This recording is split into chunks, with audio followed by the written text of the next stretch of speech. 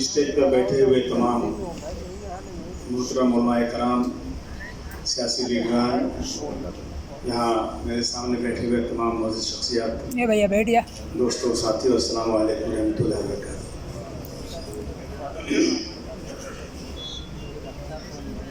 इस बिल को लाने का एक ही मकसद है कि मुसलमानों को किस तरह से तकलीफ में डाला जाए। दो चीज़ है इसमें, एक पॉलिटिकल फ़ायदा, दूसरा मुसलमानों को तकलीफ देना, और इसके अलावा कुछ मतलब इसका नहीं है। बीजेपी सरकार हर चीज़ में मुसलमानों की मुखालफत करने के लिए खड़ी हुई है। हिंदू से लड़ाना, मुसलमानों की मुखालफत करना इस सरकार का एक अहम काम है। वो इसी काम की वजह से इन्होंने ये बिल लाया हुआ है। मेरा मानना है कि जो कानून आया है, मेरा मानना है कि जो अभी वक्फ का कानून है वो भी परफेक्ट नहीं है। मौलाना साहब ने अभी बहुत अच्छी तरह से एक एक नुक्ते पे, एक एक चीज़ पे उन्होंने वाज़ा कर दिया है। इसमें ज़्यादा बोलने की ज़रूरत नहीं है, सबके समझ अच्छी तरह बात आ गई। लेकिन अभी जो वक्फ का कानून है वो भी परफेक्ट नहीं है। अब जो है वक्फ की ज़मीनों को कब्जे से निकाल पा रहे हैं। जो अभी वक्फ कानून उसकी वजह से निकल नहीं पा रही ज़मीनें। वक्फ बोर्ड की आमदनी बहुत कम है, ज़ीरो है, और वो उसको बढ़ा भी नहीं पा रहे हैं। ये सच है कि हिंदुस्तान में ज़मींदारी वक्फ की तीसरे नंबर पर है। सबसे पहले फौज, मिलिट्री, दूसरा रेलवे, उसके बाद वक्फ। इतना बड़ा ज़मींदार होने के बावजूद, 8 से 9 लाख एकड़ ज़मीन होने के बावजूद हम किसी बेवा को वजीफ़ा भी उससे नहीं दे पा रहे हैं। ये हमारे लिए अफसोस की बात है। जब शाहबानो केस हुआ था तो सुप्रीम कोर्ट ने कहा था कि मुस्लिम तलाकशुदा औरतें जिनका कोई मददगार नहीं, उनको वक्फ बोर्ड से वजीफा दिया जाए, लेकिन नहीं दे सके। 1986 से आज 2024 हो गया, तो भी वक्फ बोर्ड के पास इतनी आमदनी नहीं है कि वक्फ बोर्ड इतना पावर नहीं है कि वो आमदनी बढ़ा सके। जो पुराने किराएदार लोग हैं, किसको 200 रुपया, 300 रुपये वो पैसे किराया दे रहे हैं और अच्छा कमा रहे हैं, प्रॉफिट हो रहा है। लेकिन आज का वक्फ बोर्ड जो है ना, उसको भाड़ा बढ़ा नहीं पा रहा है। अब बेहतर मैनेजमेंट के नाम पर बीजेपी इसमें डाका डालने की कोशिश कर रही है। बेहतर मैनेजमेंट और मुसलमानों के लिए, और बीजेपी ये तो कोई सोच ही नहीं सकता है। बीजेपी का दखल आना मतलब मुसलमानों के लिए कोई तकलीफ शुदा बात होनी है, ये पक्की बात है। बीजेपी एक लैंड माफिया सरकार है। इसको जमीनों पर नजर रख रही है। उसने हिंदुस्तान की सारी प्रॉपर्टीज को बेच दिया। रेलवे बिक गया, एयर इंडिया बिक गया, एयरपोर्ट बिक गया, सी पोर्ट बिक गया, क्या बचा है? सब बिकता जा रहा है। अब इनकी नीयत जो है ना, इनकी नीयत वक्फ बोर्ड पर आई है कि वक्फ बोर्ड की जमीनें बहुत ज्यादा है। वक्फ की प्रॉपर्टी मजहबी प्रॉपर्टी है, मजहबी प्रॉपर्टी है जो 200-300 सालों से एक बड़ा लैंड बैंक है। ये 9 लाख एकड़ जमीन कोई चोरी और डाका डाल के नहीं दी गई है। ये 9 लाख जमीन लोगों ने अपनी वक्फ बोर्ड को दिया है, जो साहिब हैसियत थे। जमीन दरगाह, मस्जिद, यतीम खाना, मुसाफिर खाने के नाम पर दी गई हैं। फलाह के नाम पर किसी ने वक्फ किया है। 150 साल तक ब्रिटिश हुकूमत रही है। 150 साल तक ब्रिटिश हुकूमत ने कभी भी डिस्टर्ब नहीं किया वक्फ बोर्ड को। कई इलाकों में राजा महाराजाओं ने हुकूमत को, उन्होंने बहुत सारी जायदादें वक्फ की हैं। मैं छत्रपति शिवाजी महाराज ने तकरीबन 700 एकड़ जमीन दापोली में बाबा याकूब खान की, रत्नागिरी में उन्होंने दिया उसको बाबा याकूब को दिया उन्होंने वहाँ पे। कोल्हापुर स्टेट में छत्रपति शाहू महाराज ने दरगाहों को और मस्जिदों को और मुस्लिम हॉस्टल के लिए बहुत जगह दिया। पिछले 75 साल में वक्फ कानून की आड़ में वक्फ प्रॉपर्टी पर कब्जे की ऐसी कोशिश आज तक शायद किसी ने नहीं किया था जो ये हो रहा है। इस बिल में ये खतरा सबसे बड़ा है कि वक्फ बोर्ड को रबर स्टैंप बनाना चाहती है सरकार। वक्फ बोर्ड सिर्फ रबर स्टैंप बनेगा। वक्फ बोर्ड की सारा पावर एक कलेक्टर को देना चाहती है। ये बात खुद सरकार की नीयत पर एक सवाल खड़ा करता है कि ये जो जैसा अखिलेश यादव ने कहा था उसमें कि इनका मकसद सिर्फ फिरका परस्ती है। महाराष्ट्र वक्फ बोर्ड में 12 मेंबर हैं और एक सीईओ है। 12 मेंबर, एक सीईओ। स्टेट लेवल के 36 जिलों वक्फ बोर्ड के पास है। 36 जिलों का पावर पूरा का पूरा, महाराष्ट्र में समझिए 36 जिले हैं, इसका पूरा पावर किसके पास है? वक्फ बोर्ड के पास है। और यानी 36 कलेक्टर का पूरा पावर वक्फ बोर्ड के पास है।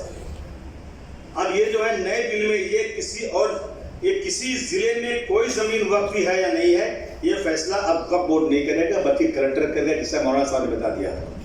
कलेक्टर करेगा फैसला। तो आप कलेक्टर के वक्फ बोर्ड के ऊपर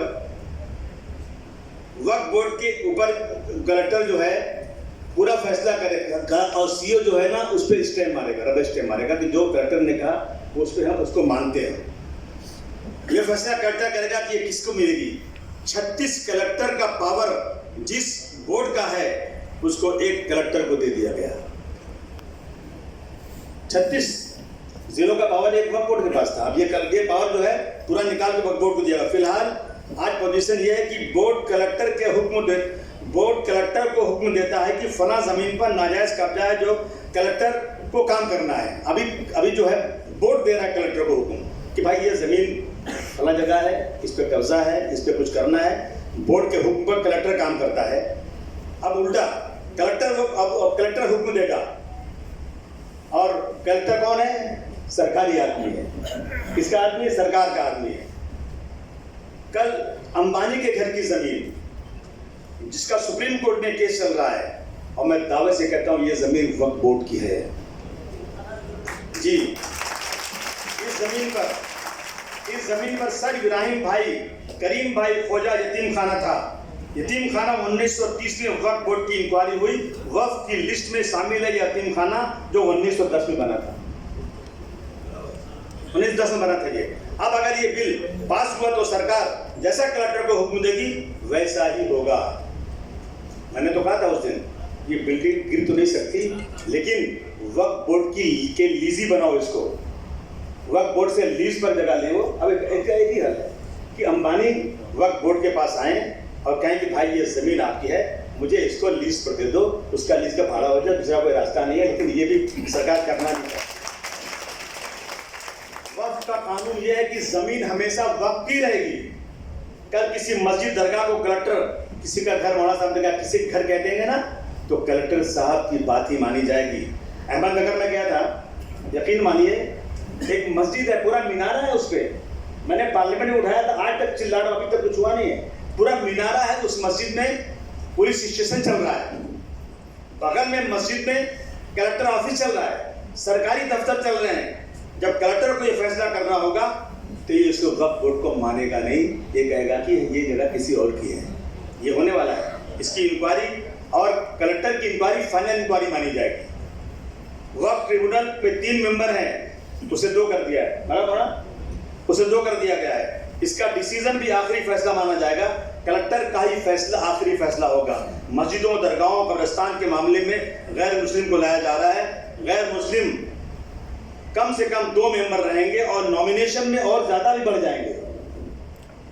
पहले तो 2 रहेंगे, लेकिन जब नॉमिनेशन होगा तो और ज्यादा बढ़ जाएंगे।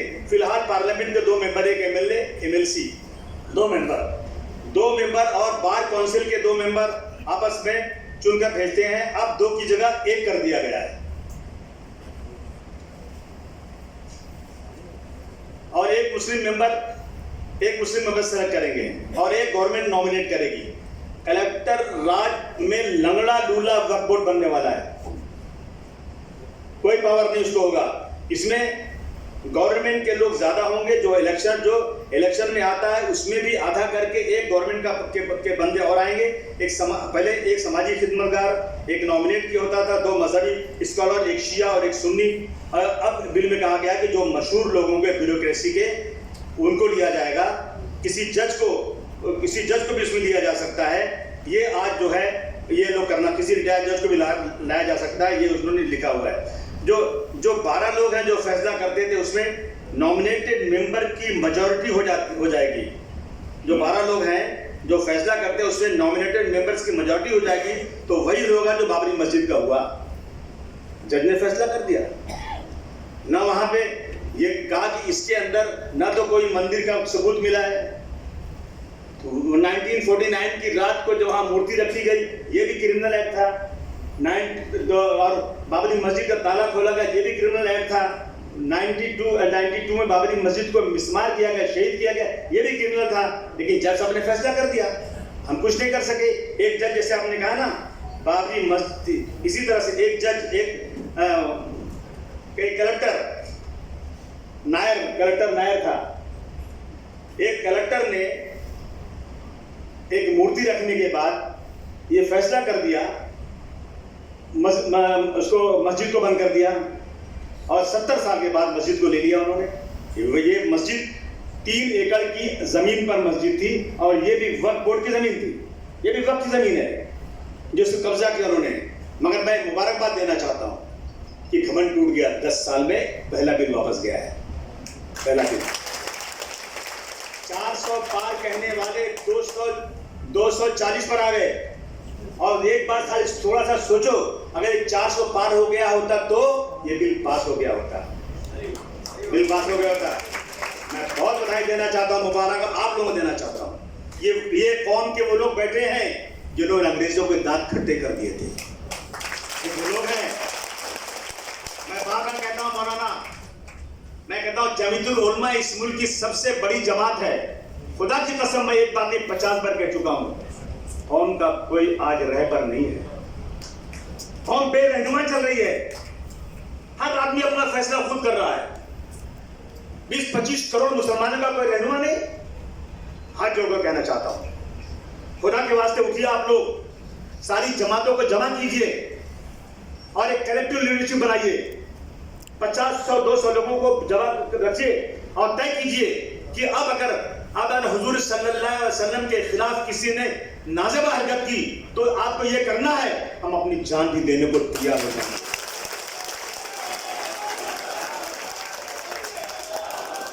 कब तक बेराह रहेंगे? कब तक मुसलमान तुम अपने फैसले खुद करते रहोगे? जिस मज़हब में 5 बार अज़ान की जाती है, आओ बगल में खड़े हो जाओ, आओ जगह मत छोड़ना, कंधे से कंधा मिलाकर खड़े हो जाओ। मैं खत्म कर रहा हूं। वह सबसे ज्यादा मुसलमान में इंतशार। मुत्तहिद हो तो बदल सकते हो जमाने का निजाम, मुंतशिर हो तो मरो शोर मचाते हो। मौलाना अरशद बद्री साहब को मैसेज दीजिए, जमात इस्लामी, जमीयतुल उलमा, जितनी देश की जमात है जमा कीजिए, उनको किसी सियासी लीडर को मत लीजिएगा, ये अपने मकसद को पूरा करेंगे। सिर्फ उनको लीजिए जो रियल में मुल्क और कौम के लिए जीना और मरना चाहते हैं। उलमाओं ने जब आज़ादी की लड़ाई लड़ी थी तो क्या अपने फायदे के लिए लड़ी थी? जब दिल्ली से लेकर अमृतसर के दोनों सड़कों पर जितने दरख्त थे इनको शहीद करके इनकी लाशों को लटका दिया गया था, तो क्या अपने फायदे के लिए किया था? आगे आइए, कौम को बचाइए। आप लोग इकट्ठा हुए ना, तो 400 पार वाले गए काम से 240 पर आ गए। अजीब दिन पास नहीं हुआ। महाराष्ट्र में भी इलेक्शन हो रहा है, तो यहाँ भी जरा ध्यान रखिए। मगर एक बात आखिर में कहना चाहता हूँ, जितना रवाज साहब भी बैठे हैं और सियासी लीडर बैठे हैं, हमने उद्धव ठाकरे को वोट दिया था, हमने शरद पवार साहब को वोट दिया था, हमारे विशालगढ़ में मस्जिद पे हमला हुआ। आप भी बात मत करो, मैं लीडर की बात करना चाहता हूँ।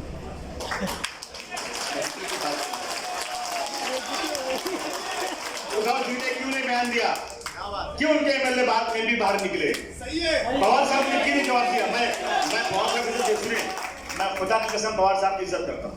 सुनिए, मैं कुछ गलत नहीं बोल रहा हूँ, सुनिए। अरे बैठिए ना, थोड़ा बोल लीजिए ना, मरना मुझे। मैं किसी की मुखालफत नहीं कर रहा हूँ, हम फिर भी वोट देंगे। जाएंगे कहाँ?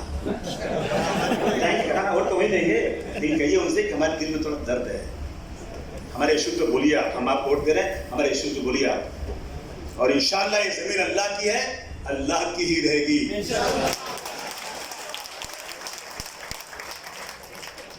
माशाअल्लाह।